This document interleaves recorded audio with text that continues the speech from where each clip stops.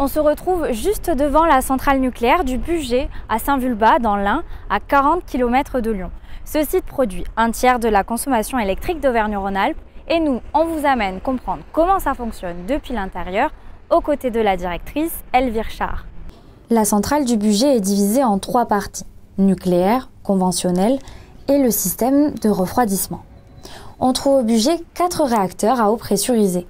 Mis en service entre 1978 et 1979, ils ont une capacité de 900 MW chacun. C'est l'équivalent de 1 à 2 millions de foyers fournis par un réacteur. Mais au fait, comment est-ce qu'on passe de l'énergie produite dans ces fameux réacteurs à l'électricité dans nos maisons ? Eh bien, au cœur des réacteurs se produit le phénomène de fission nucléaire. Ça génère de l'énergie par réaction en chaîne. Des neutrons viennent taper dans un noyau qui se divise. En se divisant, ils libèrent de l'énergie, mais aussi d'autres neutrons qui vont à leur tour taper dans d'autres noyaux, et ainsi de suite. Il faut équilibrer cette réaction. Et c'est là qu'intervient tout l'écosystème de la centrale nucléaire. Sur notre gauche, on va trouver la salle des machines, qui est commune aux réacteurs 4 et 5. Les bâtiments cylindriques, ce sont les bâtiments réacteurs. Dans le bâtiment en forme de cylindre, on trouve la partie dite nucléaire, avec la chaudière, la cuve du réacteur et le circuit primaire.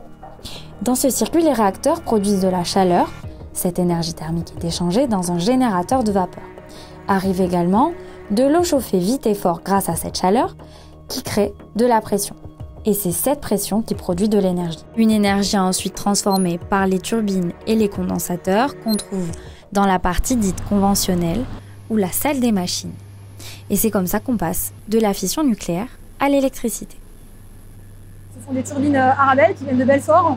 Elles sont en rotation à 1500 tours par minute. Donc c'est elles qui entraînent, sous l'effet de cette vapeur, qui entraîne l'alternateur et ça permet de produire 900 MW.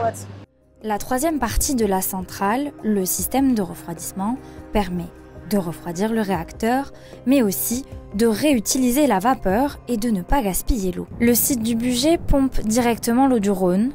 Certaines unités renvoient l'eau réchauffée, quand d'autres passent par des tours aéro-réfrigérantes. C'est le cas des réacteurs 4 et 5. Alors, notre activité industrielle, elle s'inscrit dans un programme de travaux conséquent, ce qu'on appelle le grand carénage. Ce grand carénage, il vise à la fois en fait, à garantir la performance de nos équipements. Donc en fait, on remplace des composants pour être performants et puis fiables. On fait aussi beaucoup de modifications pour prendre en compte le retour d'expérience, notamment l'accident Fukushima. Donc on améliore nos installations, on les rend plus robustes encore vis-à-vis des risques d'agression, par exemple le grand chaud, par exemple le séisme, par exemple le risque de tornade. On veut des équipements qui sont encore plus robustes, donc on rajoute des équipements et on les rend plus robustes à ces différentes agressions.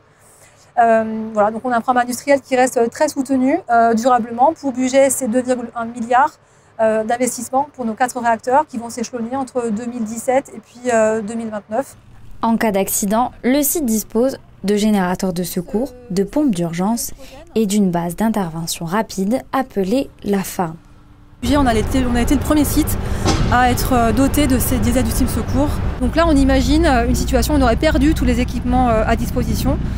Donc on n'a plus du tout d'alimentation électrique et donc on viendrait faire appel à ces équipements ultimes. Une partie du site est dédiée à la gestion des déchets nucléaires. On est justement allé voir directement la piscine où sont entreposés les combustibles usés. Donc là, on est en sous-vêtements, on a tout enlevé pour en fait s'équiper avec des vêtements spéciaux qui vont ensuite aller en laverie. Pourquoi ? Parce que là, on va en zone nucléaire.